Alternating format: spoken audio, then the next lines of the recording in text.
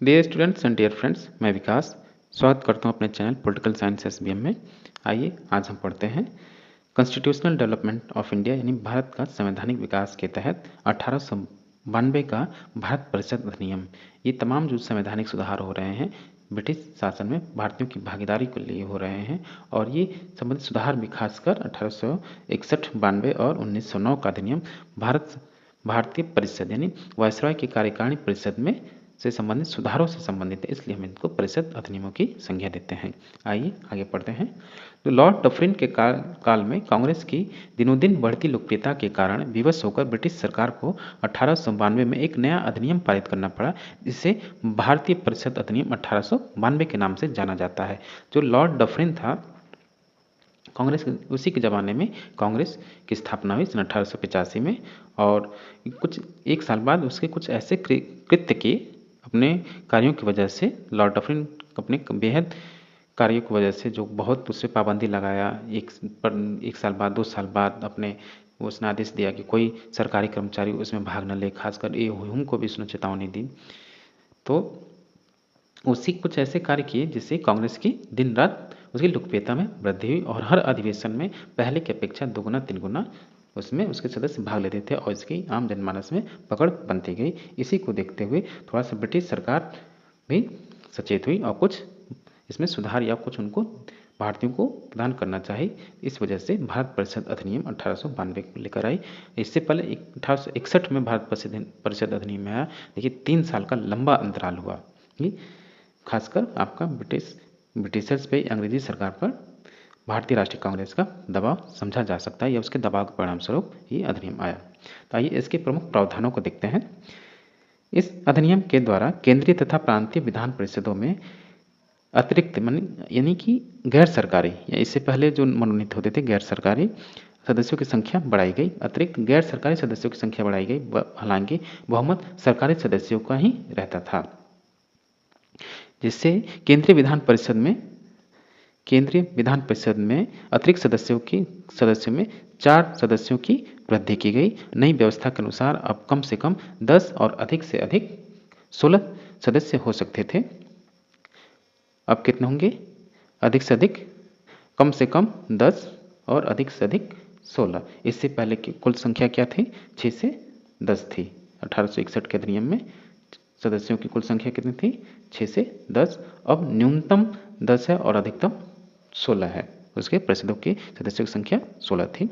इस अधिनियम इसने विधान परिषदों के कार्यों में वृद्धि कर उन्हें बजट पर बहस करने का और कार्यपालिका के प्रश्नों का उत्तर देने के लिए अधिकृत किया। सबसे विशेष बात यह है कि इसमें भारतीयों को ये अधिकार प्राप्त हुआ, ये परिषदों के कार्यों में वृद्धि करके इसमें बजट पर बहस करने की अनुमति प्रदान की गई और कार्यपालिका के प्रश्नों का उत्तर देने के लिए भी अधिकृत किया गया।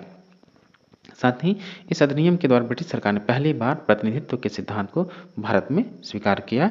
भारतीय विधान परिषदों के गैर सरकारी सदस्यों का मनोनयन बंगाल चैम्बर ऑफ कॉमर्स और प्रांतीय विधान परिषदों द्वारा किया जाता था। सदस्यों की अनुशंसा विश्वविद्यालयों, नगरपालिकाओं, जमींदारों तथा चैम्बर ऑफ कॉमर्स द्वारा की गई। फिर इसमें देखिए कि इसमें केंद्रीय विधान परिषदों और बंगाल चैम्बर्स ऑफ कॉमर्स में गैर सरकारी सदस्यों के नामांकन के लिए वायसराय की शक्तियों का प्रावधान था। इसके अलावा प्रांतीय विधान परिषदों में गवर्नरों को जिला परिषद, नगरपालिका, विश्वविद्यालय, व्यापार संघ, जमींदार और चैम्बर ऑफ कॉमर्स की सिफारिशों पर गैर सरकारी सदस्यों को नियुक्त करने की शक्ति प्रदान की गई थी। इसमें जो गैर सरकारी सदस्यों यानी जो मनोनीत सदस्य थे उनका मनोनयन तमाम ये चैम्बर ऑफ कॉमर्स या गैर सरकारी सदस्यों के लिए नामांकन शक्तियों का प्रधान था। इसके अलावा प्रांतीय विधान परिषदों में गवर्नरों को भी, यानी केंद्रीय विधान परिषद में तो चैम्बर ऑफ कॉमर्स के तहत, लेकिन प्रांतीय विधान परिषदों में जिला परिषद के जो सदस्य हों, नगरपालिका के सदस्य हों, विश्वविद्यालय के लोग हों, व्यापार संघ, जमींदारों और चैम्बर ऑफ कॉमर्स की सिफारिशों पर गैर सरकारी सदस्यों को नियुक्त करने की शक्ति प्रदान की गई। फिर इस अधिनियम ने केंद्रीय और विधान परिषद दोनों में गैर सरकारी सदस्यों की नियुक्ति के लिए एक सीमित और परोक्ष रूप से चुनाव का प्रावधान किया। हालांकि चुनाव शब्द का अधिनियम में प्रयोग नहीं हुआ था, इसे निश्चित निकायों की सिफारिशों पर की जाने वाली नामांकन की प्रक्रिया कहा गया। लेकिन पहली बार चुनाव का जो बात हुई इसी 1892 के अधिनियम से अप्रत्यक्ष रूप से कही गई। लेकिन कुछ इसकी क्या सीमाएं थी? एक और चीज़ इसमें विशेषता आप जो ऐड कर लीजिए कि विधानमंडलों के सदस्यों को सार्वजनिक हित के मसलों पर प्रश्न पूछने का अधिकार मिला इनको। सबसे बड़ी बात कि पहली बार सार्वजनिक हित के मसलों पर प्रश्न पूछने का अधिकार दिया गया। इसकी सीमाएं क्या थी? भारत की विशाल जनसंख्या के अनुपात में केंद्रीय विधान परिषद में केवल 4 सदस्यों की वृद्धि करना एक उपहासजनक था। साथ ही विधान परिषद में अभी भी सरकारी सदस्यों का बहुमत बना रहा, निर्वाचन की व्यवस्था नाम मात्र की थी।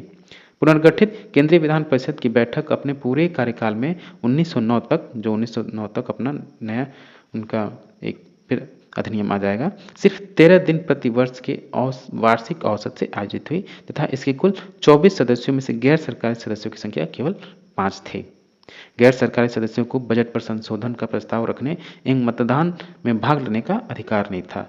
सदस्यों को पूरक प्रश्न पूछने का अधिकार नहीं था और न ही वो विमर्शित प्रश्न का उत्तर दे सकते थे। ये था आपका भारतीय परिषद अधिनियम 1892 से संबंधित उसके कुछ प्रावधान या विशेषताएं। आप इसको अच्छे से पढ़ लीजिए और नोट कर लीजिए। जब भी आप पढ़ने बैठे तो साथ में एक नोटबुक, पेन या पेंसिल लेके बैठे, जो भी आपको इंपॉर्टेंट लगे उसको नोट डाउन कर लीजिए। मिलते हैं आपसे नेक्स्ट वीडियो में।